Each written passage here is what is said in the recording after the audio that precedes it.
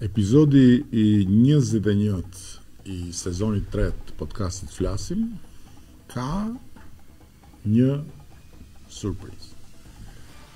Një surprizë sepse flasim për shqiptarë që ikin, flasim për shqiptarë që vinë, flasim për italian apo edhe në raste të tjera për të tjerë të huaj që martohen me shqiptare apo që martohen me shqiptar, vinë, zgjedhin të jetojnë këtu, por asnjëherë s'kemi folur për një japonez që ka vendosur të jetojë në Shqipëri.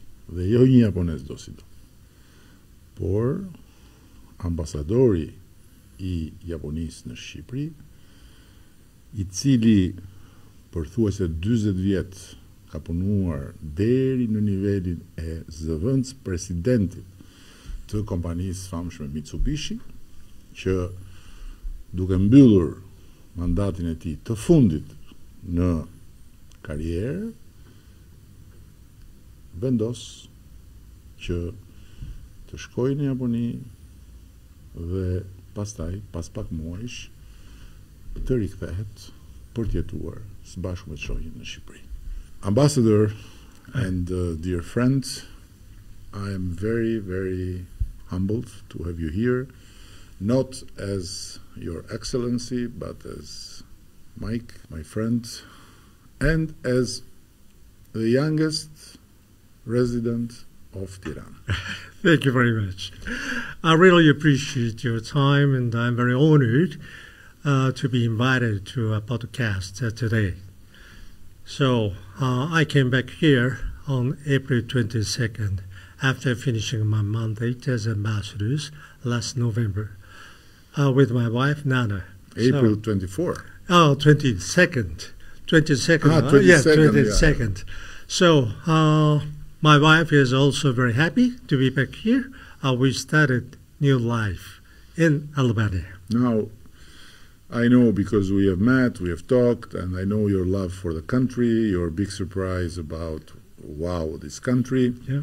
But for the people that are with us in this podcast, it would be great if you can tell me when this idea, strange idea of living in Albania after finishing your brilliant career as an active, let's say, servant in private and public sector started to form in your mind?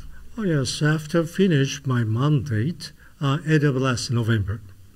And frankly speaking, I received several consultations from private sectors. So Ambassador, after you finish your mandate, what we should do, because they still have some pending project and negotiating several business under negotiations.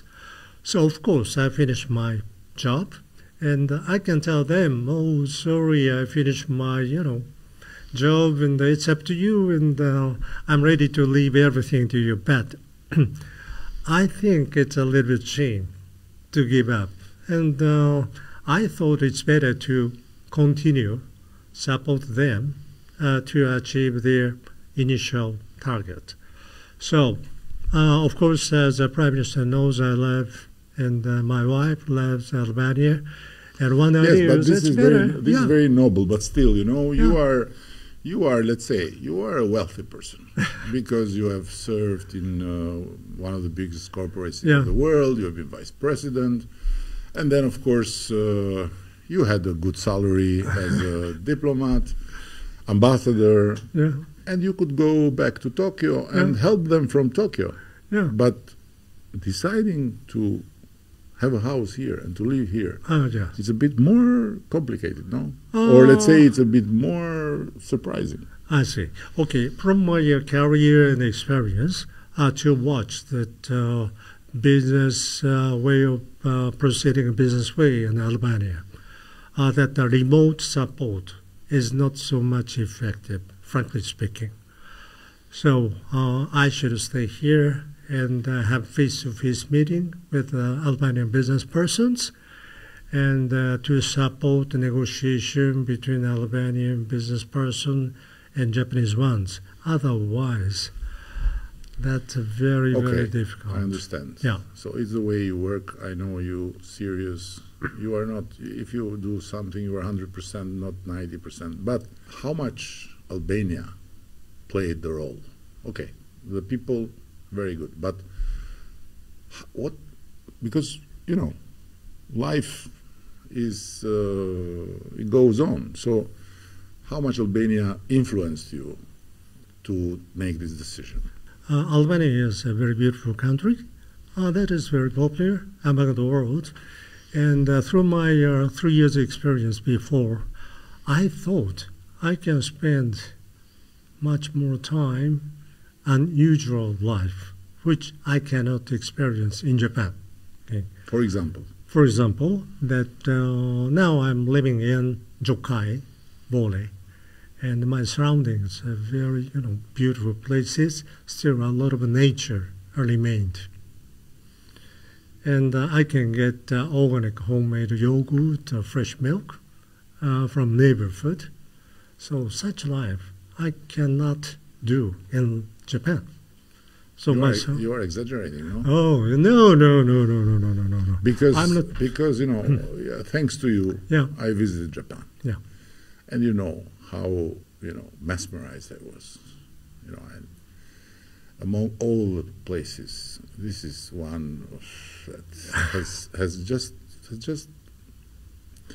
went beyond every imagination. And nature, of course, there is a lot of nature in Japan, and then there is everything there. So Tokyo, of course, is very dense. Of course, you don't have nature in the neighborhood, but still, So, you are not exaggerating a bit? Not my personalities, but Tokyo, Japan, is very beautiful and very clean, very convenient. But too much convenient for me.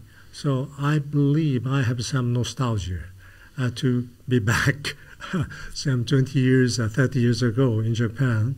So Albania still has such situations and occasions. So to enjoy life is much more important for us. And when you were nominated to come to Albania, did you know anything about Albania, or was completely unknown? Frankly speaking, almost zero. Zero. And what you thought? Wow, where I go? Well, that Albania first time, and I started checking the map. Where is Albania? And I found, that is a very good location in front of Italy, north of Greece. My wife also very surprised. That must be a very nice places. Then first thing I did was I started checking website in Albania on Google Japanese versions, but I couldn't get enough information. And next day I went to bookshops. I started checking available books, but only a few. And I bought of them and started reading, and somehow I got outline of Albania. But still, a lot of questions. Anyway, let's go there. And of course, my predecessor, Ambassador Ito, called me up and congratulations, you are appointed as Ambassador of Japan to Albania. You did not know about Albania, but it's a very good country, wonderful countries. Do not worry about anything don't worry anything about that. So I trusted his words and came here. That's very good countries. What was your first picture of Albania? Oh yes, my first impression was very vibrant countries. Okay, looks like 30 years, 40 years ago, Japan. Very, many people are very positive and want to develop a new business or to reform something. So I felt that very vibrant countries and energy I felt. That's my first impression. What was the first thing you saw? The mountain? Mountains. And then from the Tirana airport to the cities, that road and some fields and farmland and some buildings, roads and the constructions. At that time, I had some traffic jam, but I found a lot of constructions in the cities. So again, I found this growing up countries. That's my first impression. And then you arrive, you settle, and you start meeting people. Yeah. So what was your impression of the people when you met people? First impression was very friendly, and they had a meeting with me with much hospitality, and they are so kind. Give me a very good advice, and so on. So of course, it's a little bit. I found a little bit difference of cultural background. Okay, so as you can see, that Japanese people is very diligent, work very hard, and very punctual, and we're planning everything precisely, and to keep deadlines and so on. But after that, I found Albanian people values families, friends, and they are very good at enjoying their own life. And how you found your colleagues, the other ambassadors? Oh, other countries' ambassadors? Yes. Yes, all of them are very happy and they enjoy life in Albania. Then, one thing I was astonished in Albania was neighborhood is very safe, right? So that I personally think that among European countries, Albania is the safest place. That's my opinions. And then other ambassadors told me the same opinions. European ambassadors don't tell about much details about, but frank opinion is Albania is the safest country in Europe. I have the same opinions. Yeah, it's very safe Yeah. Because more and more in Europe, especially in big cities, they have the problem of robbery, they have a problem of harassment, and they have a problem of even more than that, unfortunately. Especially in the night, there are streets you can't even walk, and let alone to be a woman walking alone and so on. But the feeling of safety is very interesting, is a feeling that every foreigner shares. The immediate feeling is, oh, he's safe. And sometimes we don't really appreciate this, sometimes. Mm-hmm. And then you started to, now you have to tell me, you are free now. You started to have the interaction with the institutions. How you found this interaction? I found much difference between way of doing business between Albania and Japan. Mm-hmm. So it's better. I think it's better to talk about Japanese private sector's characteristics, how they are doing business, how they are thinking. Okay, so firstly, that Japanese people, as I told you, always make meticulously precise planning, and to prepare that the change of the futures. They are always thinking about the scenario planning, and to think about Plan A, Plan B. Yes, Plan A, B, C, and what will happen in the futures. And we did not waste of time to select alternative ways. Okay, that is the first point. And also to proceed that project as scheduled. Again, I'd like to tell you that we respect that deadline. So to achieve that, to keep that deadline, all Japanese people working very hard, even late at night. That is our first point. And the second point is trust. Japanese companies respect and think it's very important that trust. It's not only for own companies, but also mutual trust. So in Japan, there's a very famous proverb, 3 days of castle construction, 1 day of castle falls. So if once misconduct occurs, that trust collapsed at once. So now these days, the most important thing is safety and compliance.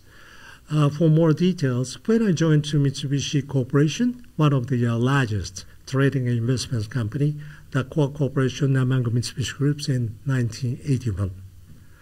The first thing I was told by senior of my company was 3 basic principles. So first one is contribution to society. Second one is integrity and fairness.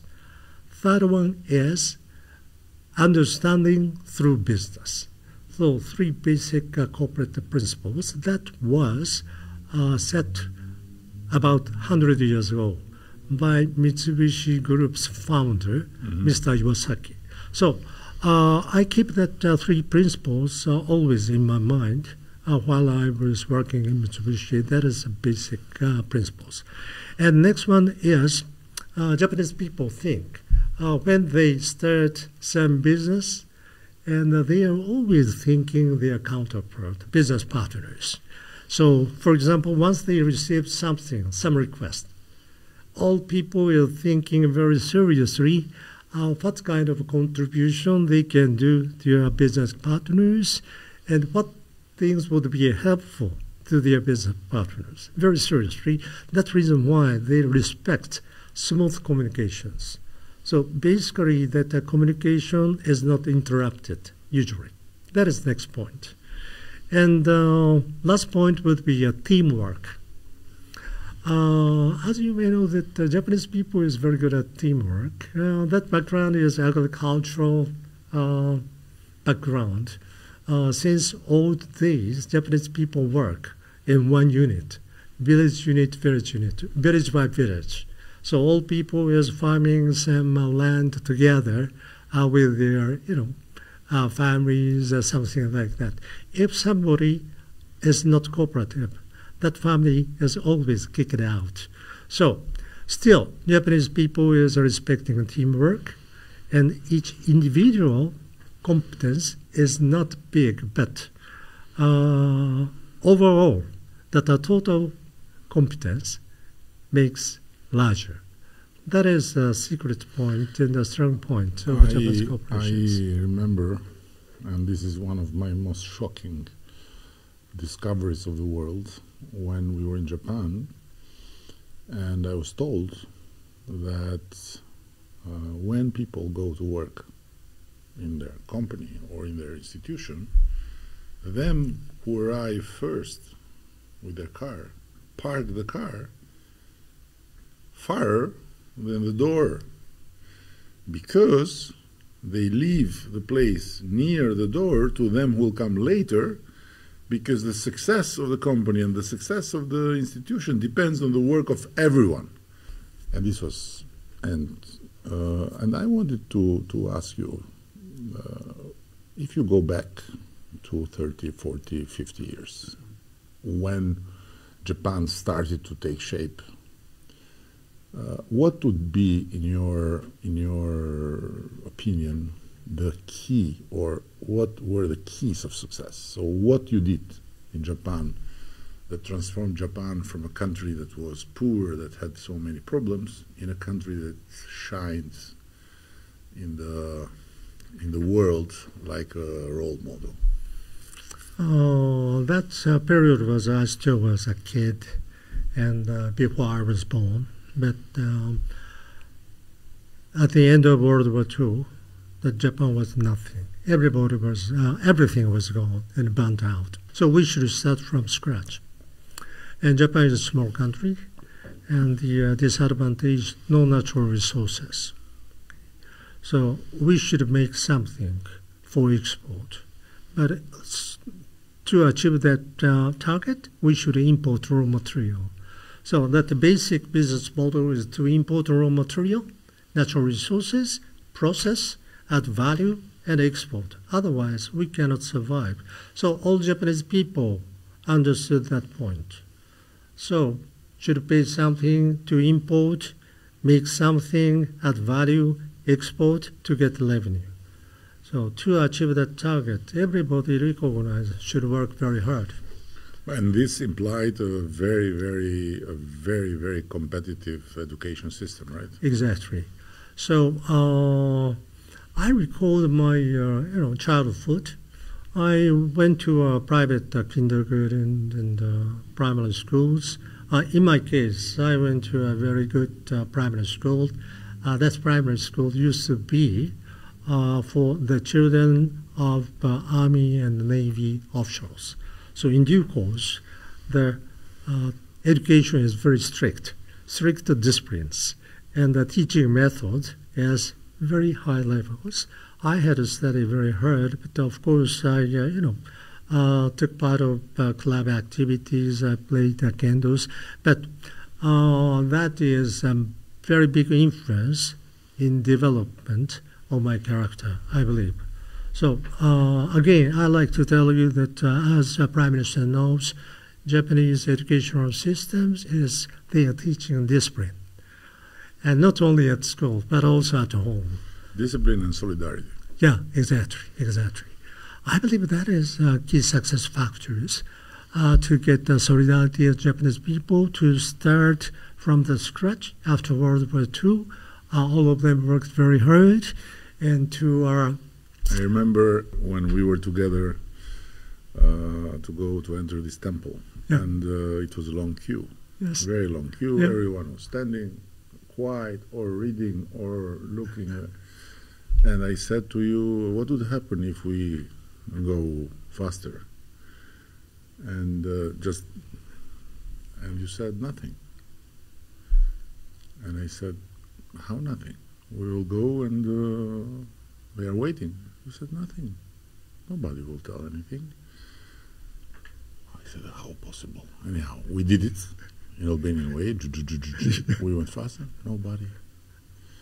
And then when we got out of the temple, I said to you, but what they thought of us? And you said, maybe they think you were crazy. So they are sympathetic. Okay, these people are nuts. No. Ambassador, I want to come back to Albania and to ask you about your family life. You have a very admirable wife, and she's a very good cook. And but how is life when you have to go work all the time, and your wife is there waiting for you? And is this how is this in terms of tradition, and also in terms of modern times? It's a sort of tradition in Japan. And a housewife, these days it's changing. Okay, so but for my generations, housewife is keeping, doing housekeeping. So this was the norm. It's a norm. It's a norm. But my wife's case, doing the same thing, but in addition to that, she has good hobbies, playing the flute. He loves the music, and also he loves the natures. And so when you told her that you would like to come back and to live here, what she said? Oh yeah, that's right. Just after I made myself, of course I should tell her that I needed her to be with me, and then I decided I want to be back to Albania. Okay? How do you think about it? She agreed to my opinion and ideas without any problems. No, democratically, not... No pressures, no pressures. Of course, I'm watching her, response. Oh, really? That's a very interesting. Frankly speaking, he wanted to live here longer. We spent only 3 years, and so no problems to extend. And now, beyond your, your occupation of work with these Albanian businesses, you connected Japan, and you want this to go further and to materialize in a bond between the two countries through business. What are your plans about your free time? What you want to do? What you want to explore more in Albania? You have seen a lot of places here. Oh yeah, that's right. Already visited. Where you would go back? Oh yeah, that is a very good, but difficult questions. As Prime Minister knows, I visit most of major cities and surround between culture and almost all cities, and the north too. And I love nature. So if I was asked the most fascinating places, first one is Valbona. Valbona, yes. North. That is so beautiful, very calm. Okay, a beautiful mountain. You have been to Theth? Oh yeah. Okay. That's too, Theth and also Vermont too. I had a special experience, and also that I like Blue Eye in South. Always recommending, my friends, it's better to visit there. Then another place is Lake Alfredo. Okay? So Valbona, Blue Eye South, Alfredo Lake. Because whenever I am there, I can be relaxed, fully relaxed. Oh, that's very good. And I can forget everything about the business and everything. So that is three best places. What your friends in Japan said to you when you said, no, I'm not leaving here, I'm going back to Albania? So, frankly speaking, I'm very good at PR guy for Albania. Okay. I'm sure about it. So, everybody... Your friends, what they said? They said, are you crazy? Or? Oh, no. Oh, they asked me, Takada-san, Mr. Takada, why you decided to Albania? But they recalled, I did the business more than 70 countries. I know that all over the world. And so among 70 countries, you choose Albania? Exactly. So that is a very good appealing point, and everybody knows, Ambassador knows, all countries, 70 countries, and then he selected Albania, which means must be a very attractive country. Everybody is telling me that, Mr. Takada, I must be there. Please, okay, accept me. Of course. And then in the last 3 years, and I started contacting private sectors in Japan. They never knew about Albania, but I counted. Total 60 business persons visited here. Okay, all of them are first time. And always I'm asking, what's your impression? All of them told me the same word. It's amazing. Oh, totally different word I ever heard in Japan, and I wanted to be here again. Some business person came here in the last 2.5 years, 7 times. It's amazing. Almost, every quarter he is coming here and trying to find new business opportunities. Likewise, for Japanese. So Albania is very attractive country, I can guarantee you. So to promote tourism from Japan, now a number of tourists from Japan is started increasing, but still very limited. 2 reasons. We need more promotion. And airway. That's right. That physically remote, 22 hours by air. So while I was ambassador, I got a good proposal from Minister of Tourism to invite a travel agent from Japan and to have them deepen their understanding to make a very good package tours. But unfortunately, it's not materialized, but that is a very good idea. We should work on that. Yeah. Then once we promote, of course, together with your embassy in Tokyo, that is very important to promote tourism among Japanese peoples. I believe it's still very potential because very experienced Japanese tourists still looking for new destination. And I'm telling to travel agent to Japan, Albania is the last resort in Europe. Must be a best destination for Japanese tourists. And the last question, of course, everyone has the right to make his mind, everyone has the right to decide, live here, go there, and I don't want this to be like you preaching to. But anyhow, what would you tell to an Albanian that thinks, no, here it's not worth, I'm going? What would you tell? I believe it depends on that each person's positions. Basically, they are looking for higher salaries to earn more monies. But once again, it's better to review in the life in Albania. and to try to find good jobs. And on the other hand, Albanian corporations and private sectors should think about the situations and to create the new jobs, which they can pay more salaries.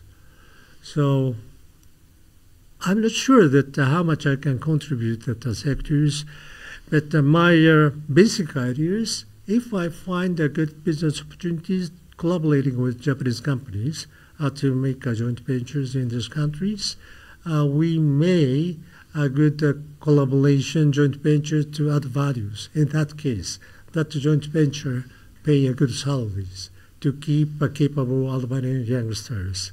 So that's my dream.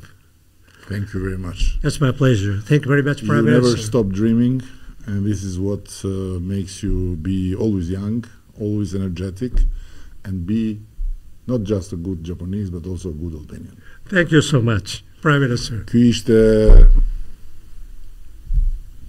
qytetari I parë japonez I Shqipërisë, një personalitet në botën e biznesit japonez, siç thash, zonës president I korporatës gjigande Mitsubishi, që pasi ka vizituar 79 vendet botës, jo si turist, po për punë, ka shkuar, ka ardhur, ka dhe pasi shërbeu dhe si ambasador japonez, vendosi që vendi për të jetuar është Shqipëri.